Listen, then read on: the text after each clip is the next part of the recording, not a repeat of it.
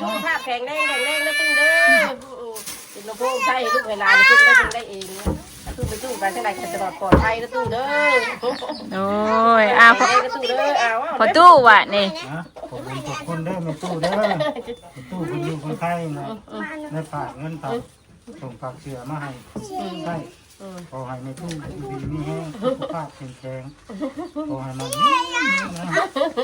ตู้ระบ้าว่ะนี่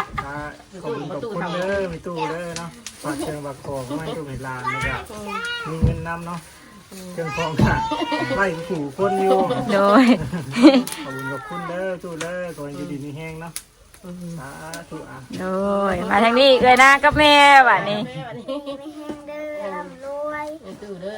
ตู้ร่ำรวยอยู่ดีไม่แห้งช่องสั้นแน่เนาะตัวมันนี่เนาะช่องสั้นเลยได้ช่องเกลือเนาะช่องเล่นเนี่ยไม่น่าได้จบแม่มินปลาบัดขอบคุณเด้อแม่ตู้อยู่ฝั่งไทยขอให้อยู่ดีมีแห้งให้คำพูนเด้อคือขาดสิ่งประคองมาให้ลูกให้หลานได้กุกุคนเงินก็ได้เสือก็ได้นะคุณมาก่อนได้เรื่องแรกก็ได้ปีได้ยังก็ได้เยอะก็ให้อยู่ดีไม่แห้งท่านให้ลูกหลานลายได้ทำนี่ก็ให้ไม่ใหญ่ได้ดีกลัวเก่าได้ลายกลัวเก่าแล้วอุ่นคำลายเข่าท่ามาเศร้าลายเข่ามาแรงเลยเนาะอยู่ดีไม่แห้งท่าดูดีใจป่ะดีใจป่ะแม่มีหน้านี่ครั้งแรกเนาะ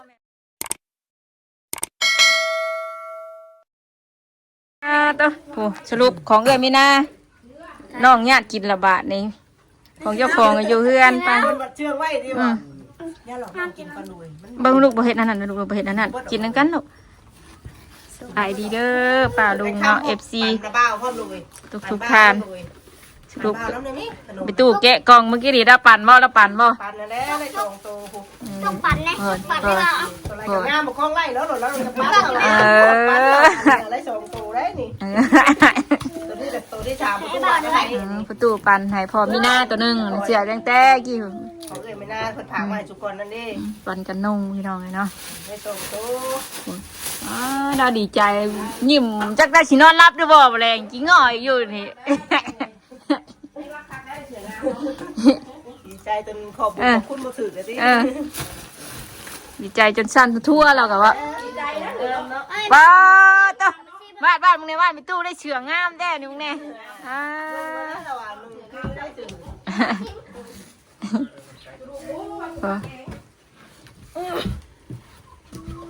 แซ่บบ่นะแซ่บบ่แซ่บ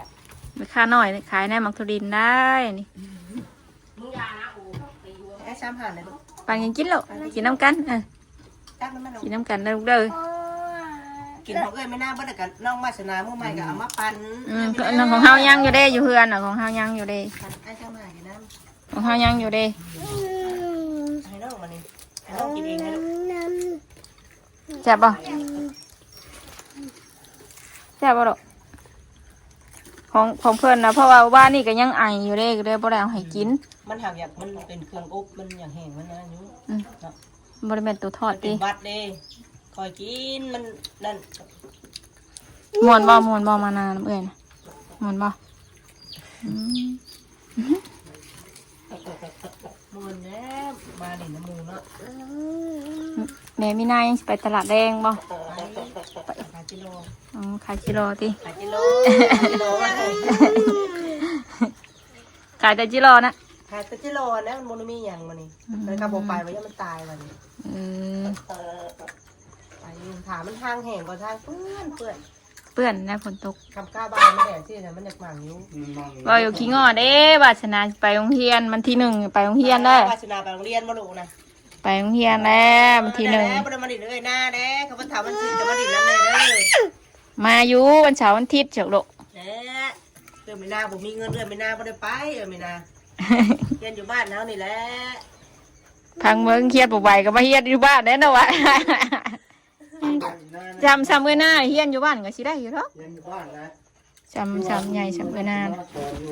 ให้สิมาชอนนะอีกองนะอีกองนะมันมาติดคอมาสอนอยู่บ้านมันเขาพาคอมาได้ไหมคนมันเป็นครูบ้านเฮาบ้านเฮาก็ขาดอยู่คนกันใช่ป่ะฮะออกหรือเปล่าลูกออกหรือเปล่าโอ้ออกแล้วออกแล้วโอ้ออกนะติ นแน่ไปน้ำมูลายแล้วดื้อไปหน้าแล้วไปเรียนเนี่ย ยังไม่ นี่ก็ว่า ใส่งู คนถามมาให้ ตัวนี้เสือไม้คือกันนี่กันเสือไม้นะ โอ้จะพ่อจะว่าป้าคือบ่เคยเห็นว่าตัว เสือสีน้ำเงินเสือสีน้ำเงินเพิ่น มันละลายนี่วะ เสือสีน้ำเงิน เป้าข้าไม่ยิบไปเจอเลย ถ้ากันเห็ดยังหนูเห็ดยัง กระเป๋าข้า คือปันน้องป๊อกขา น้องอิ่มเลย น้องอินเลยนะ มาเว้ยได้มาแล้วเนี่ยลูกนี่นั่ง โอ้ ที่เจือได้ มื้อนี้มาพร้อมกันพร้อมหน้าพร้อมตาป้าตัวพี่ตู่กับเสืองามแม่มีหน้าก็ได้เสืองามอยู่ดิ เอาใหม่งามเลยใช่ไหมนี่เขาเธอจะให้กับอะไรเลยเนาะงามดีใจ ดีใจมันง่าย ดีใจแล้วเนาะ เป็นอะไรนางจ่างเมื่อมันเกิดลานเนี่ยมากกับพันยังอยู่บ่ พันเนี้ยพันเนี้ยเนาะ บ่ได้พันยังติ ไม่แต่เจ็บแก้วเนี่ย ไม่แต่เจ็บแขว เป็นลูกเขียวเป็นลูกวานนี่บ่ลูกหัวชื่นเนี่ยชื่นเนี่ยลูกเขียวเป็นลูกแพงแพงอย่างเนี้ย แซมของ ไอ้บ่าวมาทางนี้ไอ้บ่าว นั่งกันก็ได้ เป็นสิตายเนาะโรคกี่ได้ตอนนี้บ้านจะบังคับออกแขนแล้วยังบ่โรคไข้เฉยเลยเขาชี้แขนแล้วคุยอะไรกูก็โรคกูเจ็บเจ็บแต่ว่าไม่ได้เลย บ้านเอานี่ให้แม่ตู้มาให้แม่ตู้ให้แม่ตู้นี่เอาเงินนี่อ๋อต้องได้เงินมากูคนน่ะนี่ หลายทำทีก็ว่าเวลาใกล้ไม่ตู้แบบเพลงมาอีกนี่ฉันเจ็บแล้ว ดูอ่ะบ้าน ใครถูกเงินให้แม่ตู้ก่อนด้วยให้ไผก็ได้ให้ไผก็ได้ ใครก็ได้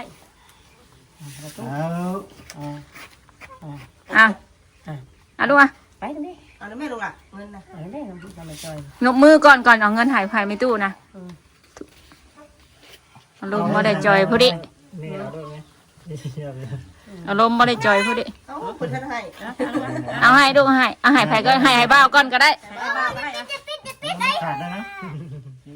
ขาดแท้ๆบ่นี่โอ้ย ให้บ้า ปลา ไป มานะฮะหายมาได้ตอนนี้ ให้บ้าไป ให้บ้าวไปลูกไปให้บ้าวไปลูกไป เงินให้บ้าเยอะให้ มันจะเข้าดึงมัน ขาดได้ด้วยมันก็ ให้บ้าวลุงให้บ้าวไล่สำหรับคนที่เมื่องานมันเกิดวาดเด้อจ้ะที่เมืองไอพรให้วาดเด้อจ้ะให้ไปตู้ลูกไปนี่ให้ตู้ ตู้นะแม่ ให้แม่นะให้ป้าช่วยให้กันนะว่ะเนี่ย เอ็นาก็ได้ค่ะเอ็นาก็ได้ก็แต่ลูก ขอบใจเด้อ โอ้ยบ้านก็ขอบใจเด้อจ้ะเมื่อไอพรมันเกิดให้บ้านจ้ะ มีแห้งแล้วเนาะใหญ่ไวโอ้ยมาเราลงวัดตอนเช้าว่ายังบ่ตื่นไปตื่นว่ะ โอ้ตื่นเต้นหลายมื้อน่ะเที่ยงคืนยังไม่นอนดีใจเราว่ะอันไอ้บ่าวผูกแขนนึงไอ้บ่าวก็เพลงหลานแท้นี่เราว่ะแล้วหยอดกระปุกไอ้บ่าวนี่เราว่ะ ตู้มีเงินนะ ไอ้บ่าวนี่คือเพลงหลานแท้นี่เราว่ะ หลานมาตู้กับให้ประตูผูกได้พอหลานเจ้าไข่มา เช้าไข่แต่มื้อนั้นเลยเช้าเลยมื้อน่ะนี่ก็บ่แม่นเงินแม่จ้อยหรอกเงินแม่ตู้นี่แหละแม่ตู้ผากเสืองามให้นี่แหละให้กองคอนหนูมือเอาให้พรให้ทีละคนก่อน มันจะได้เกี่ยวกับนี้ ตู้ภาพแข็งแรงนะตู้เด้อเป็นน้องพ่อใช่ลูกเวลาตู้ได้เองตู้ไปตู้กันเท่าไหร่จะปลอดภัยนะตู้เด้อ โอ้ยพอ ตู้เด้อ พอตู้ว่ะนี่ ขอบคุณเด้อมาตู้เด้อตู้คนอยู่คนไข้นะในฝากเงินฝากส่งฝากเสือมาให้ใช่ขอให้ในตู้ดีมีแห้งสุขภาพแข็งแรงขอให้มันจุระบ้าว่ะนี่ ขอบคุณเด้อมีตู้เด้อเนาะฝากเชิงฝากของไม่ตู้เห็นลานนะครับมีเงินนำเนาะเครื่องของค่ะไล่ขู่คนอยู่ โดย ขอบคุณเด้อตู้เด้อขอให้อยู่ดีมีแห้งเนาะสาธุอ่ะ โดยมาทางนี้เลยนะกับแม่ว่ะนี่ มีแห้งเด้อร่ำรวย ตู้เด้อตู้ร่ำรวยอยู่ดีมีแห้ง ช่องสั้นแน่เนาะตัวมันนี่เนาะ ของชั้นเลยได้จอมเกลือเนาะจอมเล่นแง่ไม่น่ามัน ได้จบแม่มินปลาว่ะนี่ ขอบคุณเด้อแม่ตู้อยู่ฝั่งไทยขอให้อยู่ดีมีแห้งให้คำพูนเด้อคือขาดสิ่งประคองมาให้ลูกให้หลานได้กุกกุกคนเงินก็ได้เสือก็ได้นะคุณมาก่อนแต่เรื่องแรกก็ได้ปีอะไรอย่างก็ได้เยอะ ก็ให้อยู่ดีไม่แห้งท่านให้ลูกหลานลายได้ทำนี่ก็ให้ไม่ใหญ่ได้ดีกลัวเก่าได้ลายกลัวเก่าเนาะมันคำลายเข่าท่ามาเศร้าลายเข่ามาแรงเนี่ยเนาะอยู่ดีไม่แห้งท่าดู โอ้ดีใจป่ะดีใจป่ะแม่มีนานี่ครั้งแรกเนาะแม่มีนาเนี่ยเนาะ ครั้งแรกนะนี่ โอ้จังหวัดเราบอกขายมันจะกิโลบ่เนี่ยกำได้ เอาเลยเนาะเอาไปเอาลูกหลาน ว้า ข้างข้างที่มือนี่อ่ะข้างเนาะ บ่หักได้ ข้างเราคำข้างออกมี โอ้ แห้งได้ตัวใหญ่ เนาะแม่ตู้ได้ช่องชั้นแม่ตู้กับมัน สั้นมานี่นะ มีนากับช่องชั้นมื้อนี้ เด้งเนี่ยไม่ได้ ป้าต้อง ได้ทั้งมี ให้ว่ากันจบกันที่ไหน เออ ให้ว่ากันได้จบกันที่กัน น่ะ มีแห้งเนี่ยเราทำให้คุณ โอ้ย 2 ล้านคือมันนี่จะได้หลายเราถึงซื้อลอตเตอรี่เนี่ยถือลอตเตอรี่เด้อถือลอตเตอรี่มาที่มืออื่นแน่เนาะมืออื่นแน่เนาะให้ไปซื้อลอตเตอรี่ ชื่ออยู่บ่ตู้เอ้ยว่าพ่อเนี่ยถือลอตเตอรี่ พอถือลอตเตอรี่12 ล้านคือเพิ่นเว้าอย่างนี้แหละถือไปลอตเตอรี่นี่มาเต็ ให้หายมาให้ลูกให้หลานได้ที่ให้ลูกให้หลาน ห มา ลายเด้อเนาะดีมีแฮง เพิ่นให้ของขวัญที่เมื่อพรมันเกิดให้หลานเล่ามื้อน่ะวาสนาเลยให้ของขวัญขวัญทุง ขอบคุณได้ไหม ให้สุคน ขอบคุณแม่ พอบุญไปเบี้ยกโด อะไรพอบุญโทรมาโตขึ้นนี่โตคือบ่ถามลูกอ่ะ เมื่อกี้นี่ได้พอโทรมาอยู่ตู่หักว่าตู่ก็ใส่เด้อเสือใหม่นี่คนส่วนมากนี่สิบ่ซักเด้อเสือใหม่นี่เด้อสิใส่ก่อนใส่เลยวาสนาก็ใส่เลยหมู่น่ะ2ชุดบ่ได้ซักแต่ว่าซักให้เบิ่แล้วอันนี้ตัวนี้ก็จังละยังไออยู่วาสนากันยันว่าบ่พ่อแม่มีหน้าเด้เพราะว่าเราสิไปขายกิโล เขียนบน บ่จ่อยกับมือมามือบ่มาก็วันนี้ก็หายเด้ยมื้อนี้ เขียนบนจะบอกมามือหลังง ก็ ง คื อี อก แล้ว ย่อยออกไปอยู่ทั้งยากว่าทั้งเดียว อีหยังลูกฮะอีหยังลูกอีหยังเฮ็ดหยังไผเช็ดดูไผเช็ดนั่นน่ะ กระเป๋างามแท้เลย โทรศัพท์แม่แตกนะฮะแม่โทรศัพท์แม่แตกอ่ะ นั่งก็ว่านั่ง ดีใจบ่ได้มาดิดน้ำเอ้ยนามื้อนี้นะไม่แค้นเชื่อเฮาก็ได้คือกันไม่แค้นเชื่อนะ ใช่เสียไม่ แม่นให้ไปตู้ตักเชื่อได้นะโอ้หลายโตอยู่ได้ แต่กงเงามันจะงามเสือหอยไว้ หลายโตอยู่วาสนากะอย่าเฮ็ดลูกเตารีดละบ่าวเล่นนั่นน่ะ เล่าแล้ว ของบ้าวนะบ่าวใส่เสื้อเรียบแล้วตกแรงนี่เรา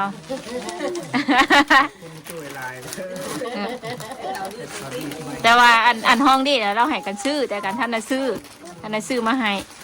สมาบ่ใช่ง่ายกับผู้ได้เท่าไปไทยไม่ได้สิซื้อให้ นี่แต่เขาเอาขาตกทั้งมันเอาแต่เดี๋ยวเขาดูจะได้ บ่มันมีโต๊ะมันต่างหากอย่าจกออกมาลูกอย่าจกออกมามันบ่ได้มีขนมนะลูกขนมเจ้าอยู่เพื่อนมาม่าลูกมีลูกล่ะ ไม่ได้เป็นตัวจะกินรถนี่นะ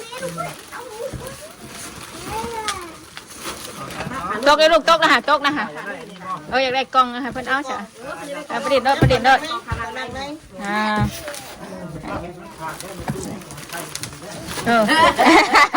แต่กล่องเรายังไม่ได้ถิ่มนะติ ติมเด้อมาไก่เด้อติมเด้อเอามาไก่ที่มัน มันหลอกตีก็ตีก็ ไปติมแล้วติมมันยัง อันนั้นของตู้เถ่าเด้อว่าเด้อไปหายตู้เถ่าเด้อนั่นเด้ออันโอ้มันตินมาม่าเด้อ บอกขันเบื่อเลยแม่ เฮ้ยอันนี้นะหอมคักอันนี้นะเฮาใส่นะหอม ตกใส่น้ำเต่านี่จับบ่ บ่อันตัวนี้ได้ตัวนี้แต่ตัวนี้ตัวสิ จะใช่แล้ว เฮ้อ เปิดแล้ว ออกมาได้ไหม เปิดมาเลย ดินให้คุ้มเด้อมื้อนี้เด้อ มาเลย ดินให้คุ้มเด้อมื้อนี้เด้อ ไปตามหา มันหนีมา ต้องวัฒนาบอกว่า คุ้มก็หยุดได้ฮะบ่มาชวนมาบ่มา เรียนได้แล้วไม่น่าบุมีหมูได้ วันที่หนึ่งแล้วก็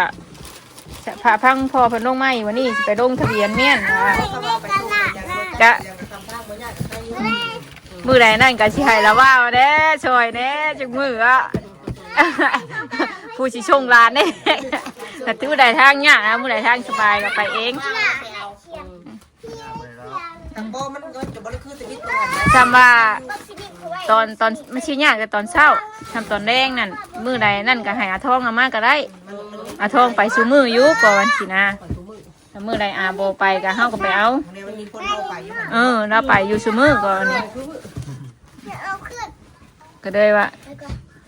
เด็กๆก็สิให้ละเบ้าไปเอาช่วยแน่หั่นนะไปรับไป ไปรับได้อยู่ ตอนเช้า ตอนเช้านี่บ่รับไป แล้วไพ่ใหม่แล้ว เออเฮ้ย มันไพ่ใหม่เพื่อนเรา ใช่ลูก ไปรับนี่สิโอเคอยู่ไปรับเนาะอ่า ได้มาใช้เบ้านั่งเข่าไว้ดีวะ มาเรามาขอบเรา เดี๋ยวแต่มันเสือหลานหน่อยมาเดี๋ยวคือสิเนาะ ก็มื้อใดมื้อใดไปก็สิให้อยู่นะ ไปช่วงนี้มันโรงเรียนเลยเนาะไปเขาไปแลนดิดกับรถเนาะ หมู่หลายมันก็ม่วนเนี่ยนะเงินม่วนมึงบ่ให้มันดอก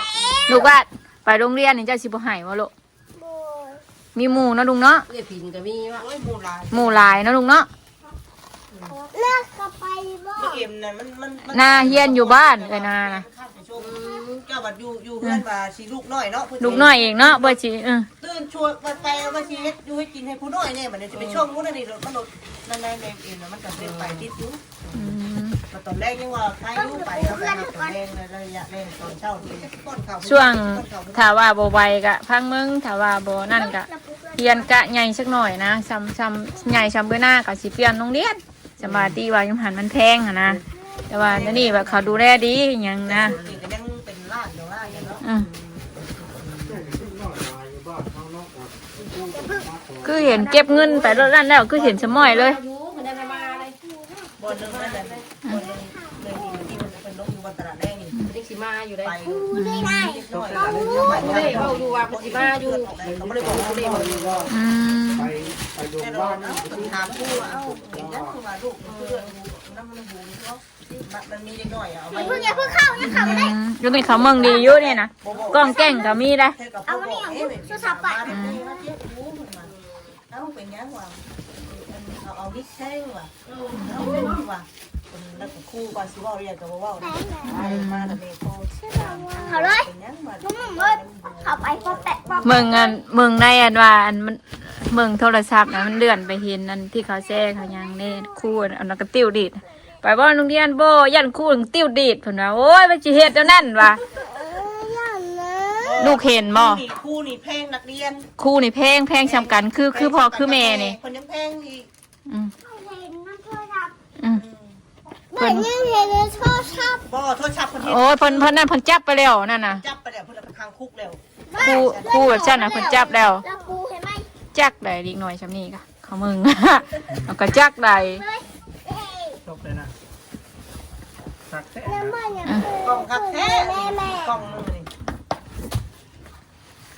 มักดินแน่กล่องนะเนาะ แม่เปิดให้แน่ อยู่เฮือนก็บ่ได้นอนเว้นได้เดี๋ยวนี้นะดิ้นผู้เดียวลบไปลบมา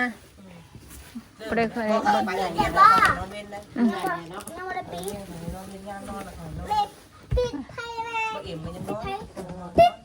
มาบวบเจ้าก็มีหมาอยู่บ่แม่ โอ้ปิดเด้ ครับครับ ได้อยู่ฝั่งว่าตัวอยากได้นะ เออ ถ้าตัวอยากได้นะนะเพราะมันยังหลายอยู่ทำผมมือได้กับมัน เมื่อพัดใส่ไข่ได้ ชอบชอบ เมื่อพัดใส่ไข่แซ่บได้ ตีมันชอบตีก็ตีได้อยู่ ชิว่าจะต้นมัน ปิด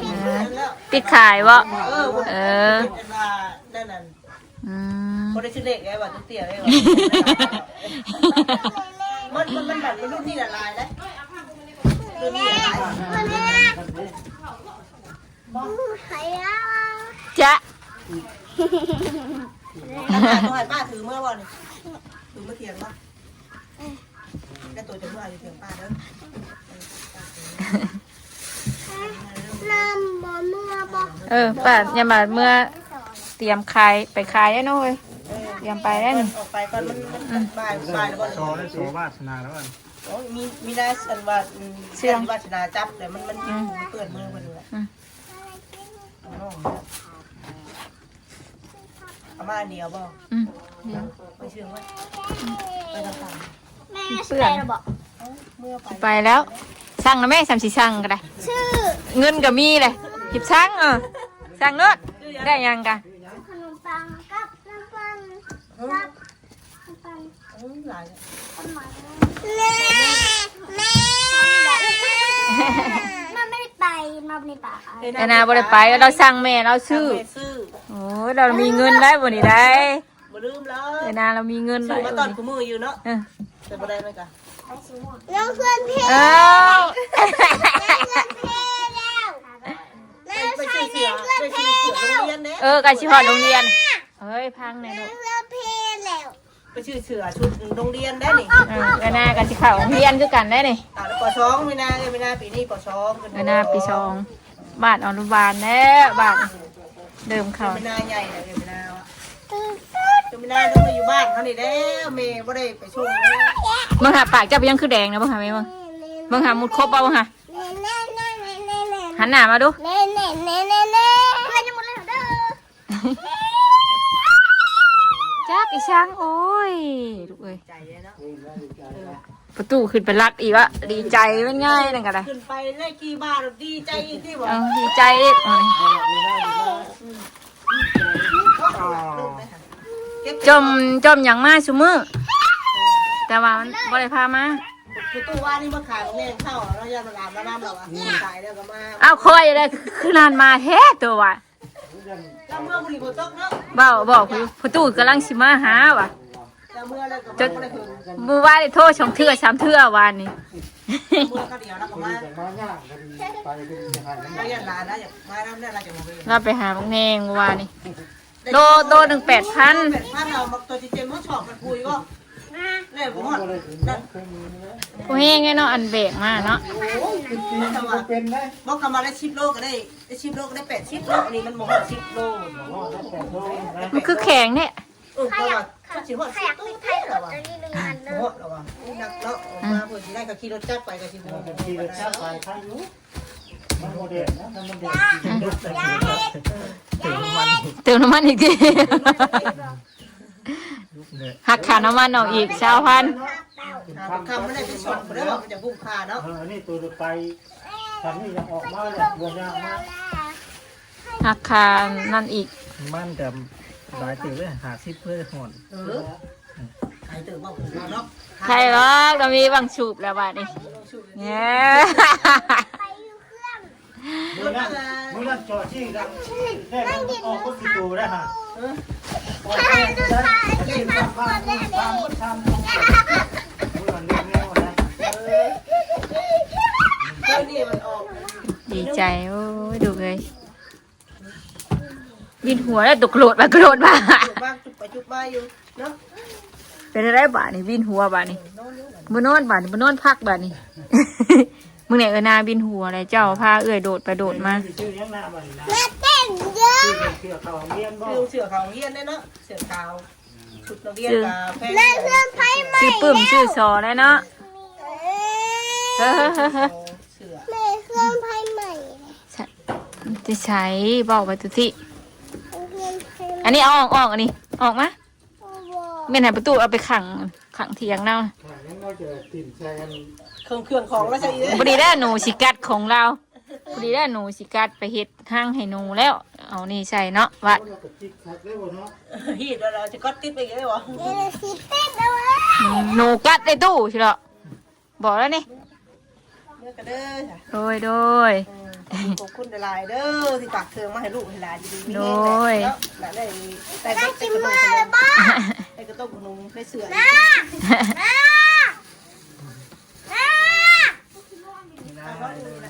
ได้กินมือเลยบ่ เอื้อไม่น่าไม่ได้เมื่อ เอ้ยนายชินอนอู่เราเมื่อยแหละเราเมื่อยเลยเราเมื่อยกระโดดไปกระโดดมาเลยเนี่ยเราเมื่อยนั่นแหละ แล้ว เป็นบ่อยเหนื่อย เมื่อยกระดูกกับบอกกระโดดไปนอนมานอนบ่นอนมานอนลูกนะออกมานอนมาลูกมามานอนอยู่นอกลูกเด้อ เหนื่อยคำเนี่ย ออกมาลูกออกมาที่เมื่อย เมื่อใส่ลูก เมื่อยยังหนูไม่เมื่อย บ่ได้เมื่อบ่ได้เมื่อว่ะ ไปเลยแม่ ยาเข่า อืม ตู้แล้วก็ยาตู้ หมากเนี่ยมากินไหม อืม ยาตู้นี่ นี่อยากแนะนะพ่อเลย น้ำหวานตัวนี้เลยจะเย็นเนี่ยเลย อ๋อ ถึงจะตรวจไป มีอยู่ของเราก็มี2ห่อได้ มาสีแดงไปเรื่อย อืม มันมีกัน นี่ น้ำหวานบูดแล้วจักพอ จะบูดใจเย็นช่วยดีนะ เย็นจ้อยเอาสินั่งของตู้เข่าหน่อยบ่ได้สิเอาไปใหายได้บ่ล่ะตอนแรงก่อน ไม่ฉีดให้เลย เฮ้ยถิ่นอะไรดอก ฉีดนี่ สิกไหน ฉีดนี้ เฮ้ย ฉีดนี้มันบอกออกเลย อืม ฉีดนี้ สีบ่ ฉีกได้นะ สีมันขาดบ่ เห็นอะไร ติดบ่ พอฉีด เอาเลย ที่ยัง ฉีด แกะอันนี้นะแกะอาชีพนะแกะเอ้ย เดี๋ยว แม่นบ่อย่าแกะของกระบาไม่มันขาดได้หรอลูก ไม่ฉีดตัวนี้ฉีดตัวนี้นะ แค่เขาเด็กๆได้ไหม มาเอาฉีด มันนิดเนี่ยมันกับ ฉีดตัวนี้นะ โอ้โหสีได้ตัวนั้น ป้าสาวแม่จอยกับสิจบคลิปก่อนจ้ะป้าขอบบุญขอบคุณหลายๆเด้อตู้เด้อขอให้แม่ตู้สุขภาพร่างกายที่แข็งแรงเด้อตู้เด้อเดินทางไปใช้มาใช้กะขอให้แม่ตู้ตลอดปลอดภัยเด้อตู้เด้อขอบคุณหลายๆเด้อที่หักครอบครัวของป้าจอยโดยตลอดมาเด้อตู้เด้อเนาะ ฉีดนี้ ขอบคุณ FC หลายๆที่เข้ามารับชมโดยที่บกดขามโฆษณาของแม่จอย โดยตลอดมาเนาะติดตามวาสนาตั้งแต่น้อยๆจนฮอด3 ปีเลยปลาลุงเลยเนาะไปแล้วสบายดีกันลูกมาสวัสดีกัน สบายดี โดยนะสบายดีลูก สบายดี โดย